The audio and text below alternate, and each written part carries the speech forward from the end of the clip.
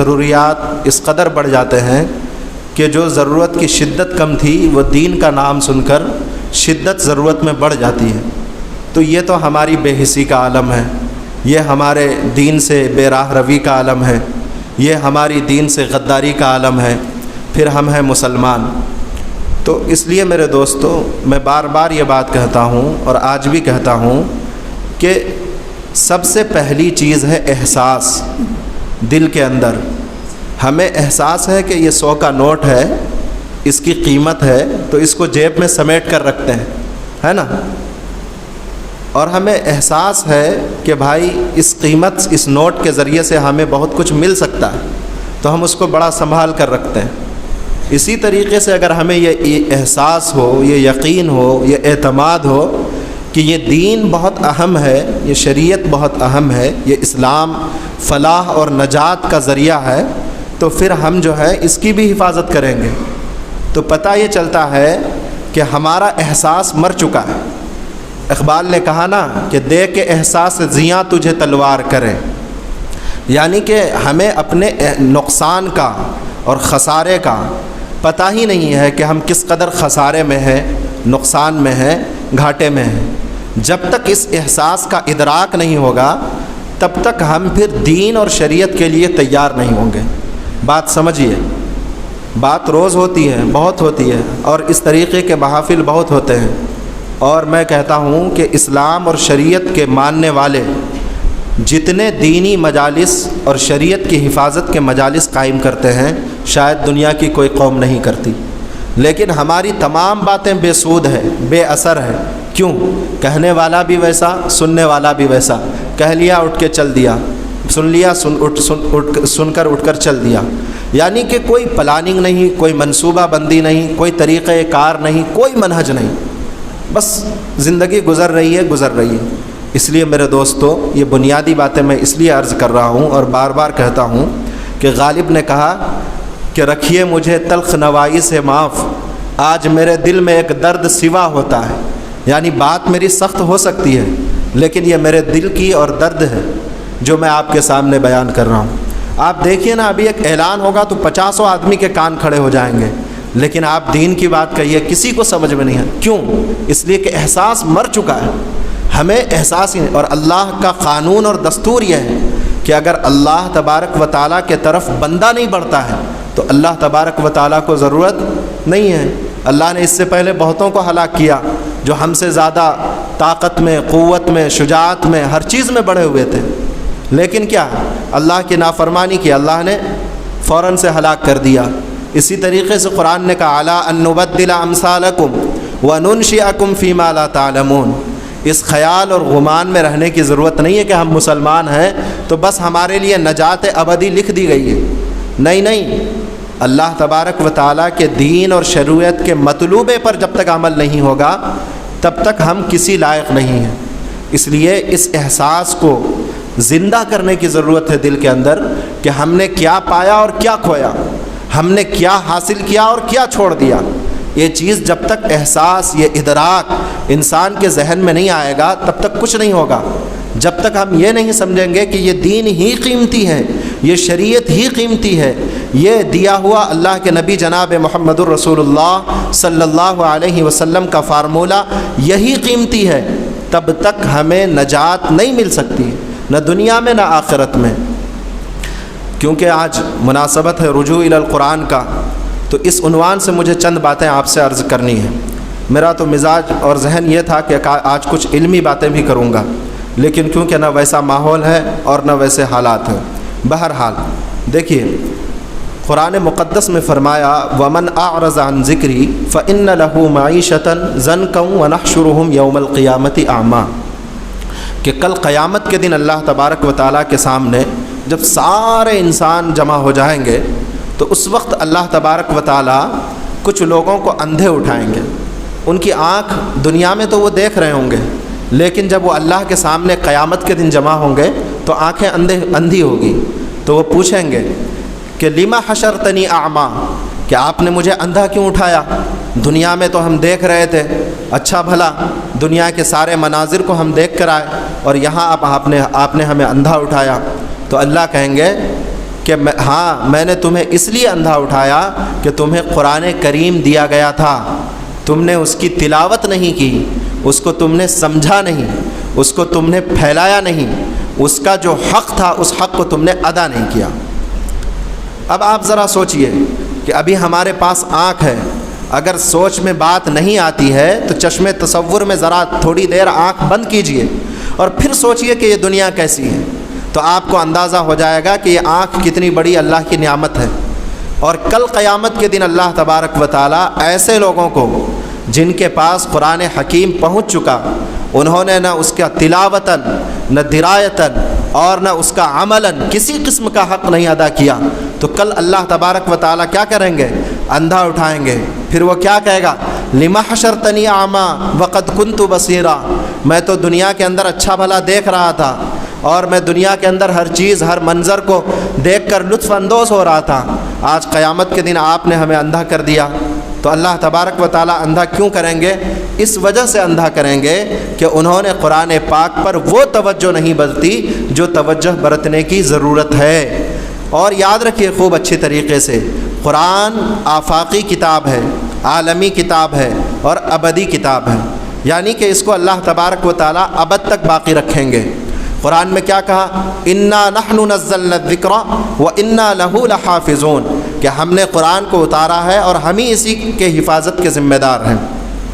ایک مثال دیتا ہوں، کسی کمپنی کے اندر بہت سارے امپلائی ہیں، اس میں سے کسی ایک کو مالک نے خوش ہو کر 1 لاکھ روپے دیا کہ لے جاؤ یہ 1 لاکھ روپے تمہیں دیتا ہوں، اچھے سے اپنا کام کرو۔ وہ بہت خوش ہو کر کے آئے گا، آنے کے بعد جو ہے اس روپے کو بہت حفاظت سے رکھے گا، ایک پنی میں لپیٹے گا، پھر اس کو اور کسی میں لپیٹے گا، پھر ہینڈ پرس میں ڈالے گا، پھر اس کو جو ہے کسی الماری کے اندر رکھے گا۔ مقصد کیا ہے؟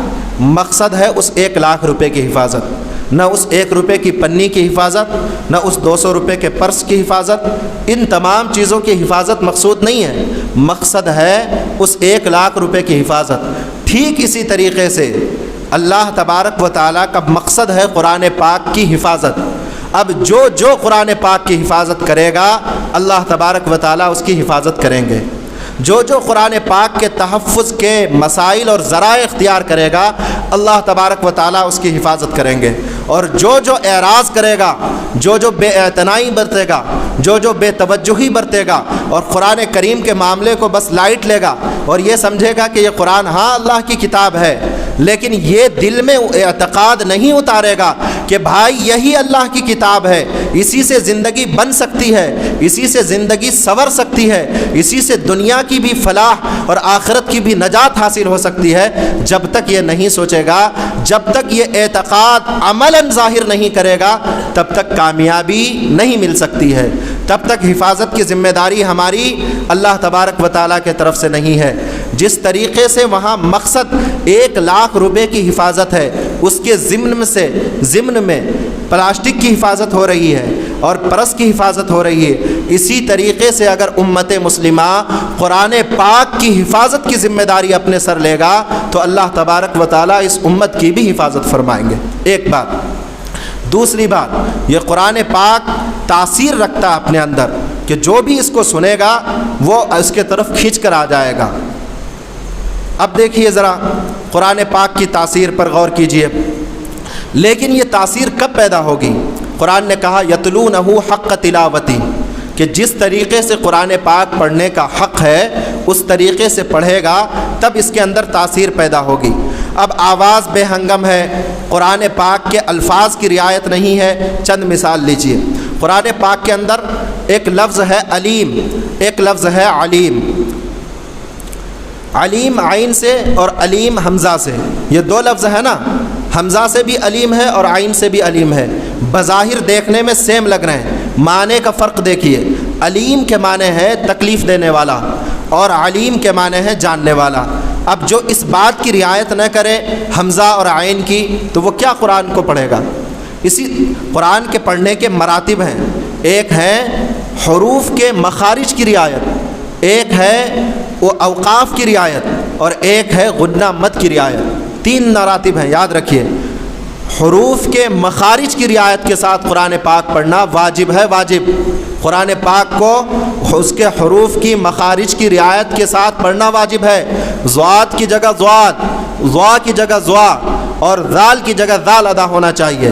اسی طریقے سے آپ غنہ اخفا مد کی رعایت نہ کریں گے تو تخفیف ہے، چلے گا نہیں، تخفیف ہے، اتنا چشم پوشی کیا جا سکتا ہے، لیکن الفاظ کے حروف کی رعایت نہیں کریں گے تو معنی کچھ سے کچھ ہو جائے گا۔ ایک لفظ ہے ثمین سا سے، جس کے معنی ہے قیمتی ہونا، ایک لفظ ہے سمین سا سے، دونوں سیم لگ رہے ہیں لیکن دونوں کے معنی کے اندر فرق ہے۔ ایک لفظ ہے ثواب سا سے، جس کے معنی ہے اچھے عمل کا نتیجہ جو اللہ تبارک و تعالیٰ عطا کریں گے۔ اسی کے ساتھ ایک لفظ ہے ثواب، ثواب صاد کے ساتھ، جس کے معنی ہے ٹھیک اور درست۔ کتنا معنی کا فرق ہے جب آپ اس کی رعایت نہیں، ہم سیکھنا ہی نہیں چاہتے ہیں، رجوع الی القرآن کا مہم چل رہا ہے، لیکن ایمانداری سے بتائیے کہ کتنے لوگ نے یہ محنت کی ہے کہ ہمیں قرآن پاک سیکھنا ہے، یا اس دن سے یہ محنت کی ہے انفرادی طور پر کہ ہم کسی پڑھے لکھے جو قرآن کا ماہر ہے اس کے پاس جا کر اپنا قرآن ٹھیک کر لیں۔ میرے بھائیوں، ایسے کام نہیں چلے گا۔ محافل قائم ہوتی رہے گی، چلے جائے گی، عمر گزر گئی۔ شیخ سعدی نے کہا چہل سال عمر عزیزت گزشت، مزاج تو ازحال طفلی نگشت، کہ عمر کے 40 سال گزر گئے لیکن اب تک بچپنا نہیں گزرا، یعنی وہی ہاؤ بھاؤ اور وہی چال اور رنگ اور ڈھنگ جو بچپنے میں تھا 40 سال کی عمر میں بھی وہی باقی ہے۔ اس لیے ایسا مت سوچئے، زندگی کا ہر دن قبر کی طرف ہمیں لے جا رہا ہے، زندگی کی ہر شام ہمیں یہ بتا رہی ہے کہ ایک دن ہماری شام ہونی ہے۔ ان باتوں کا خیال کیجئے، باتیں بہت کرنے کی ہے۔ میں یہ کہہ رہا تھا کہ قرآن تاثیر رکھتا اپنے اندر۔ ایک واقعہ سنیے، ایک صحابی رسول ہیں حضرت طفیل عمرو بن دوسی، ابتدا اسلام میں ایمان لانے والے ہیں۔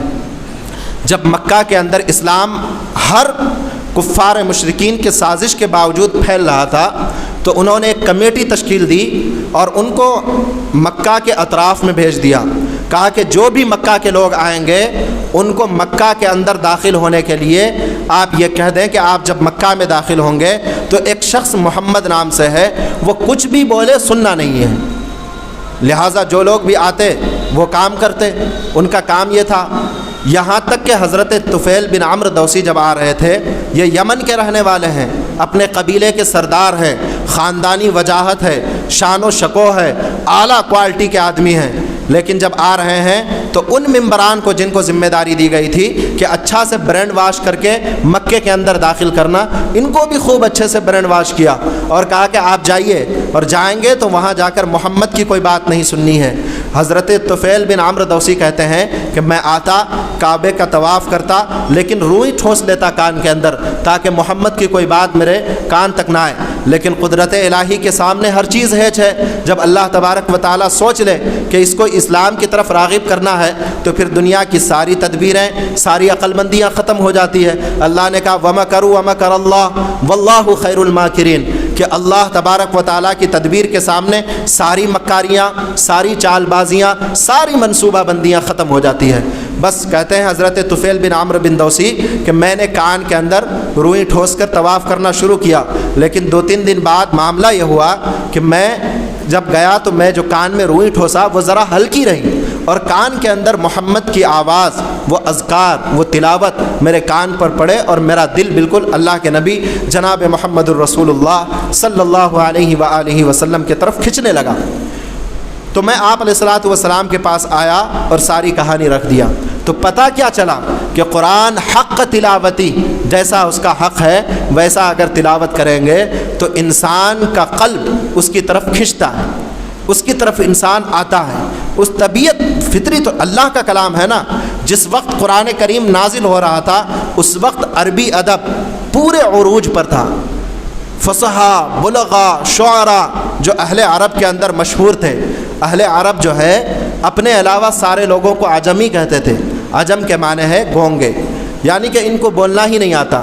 وہ اپنے آپ کو کہتے تھے کہ ہم بڑے بولنے والے ہیں، ہمارا خطاب عالی شان، ہماری زبان انتہا سے زیادہ فصیح و بلیغ۔ لیکن قرآن پاک جب اترا تو ان کے دماغ حیرت زدہ ہو گئے کہ اس کی فصاحت، اس کی بلاغت، اس کا معنوی انداز، اس کے معنوی ذخائر، یہ تو ہمارے کلام سے نہ ملتے ہیں نہ جلتے ہیں، یہ کیسی عربی ہے؟ تو میرے دوستو، یہ کہنے کا مقصد یہ ہے کہ قرآن اپنے اندر تاثیر رکھتا ہے۔ وہ تاثیر کب پیدا ہوگا؟ جب ہم قرآن پاک کو اس انداز سے پڑھیں گے۔ حضرت عمر کیسے ایمان لے کر آئے؟